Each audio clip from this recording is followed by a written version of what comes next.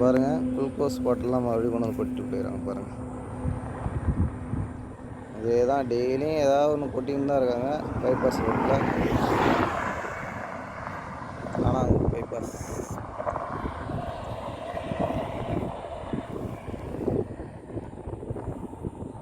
ஊசிலாம் கிடக்குது.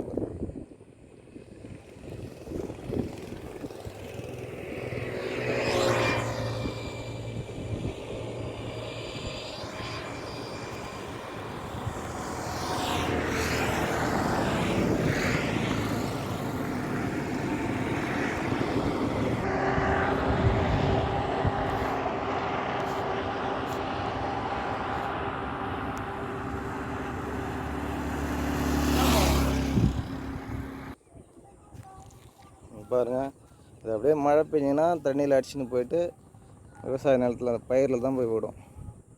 பாருங்கள், குளுக்கோஸ் பாட்டில், ஊசி,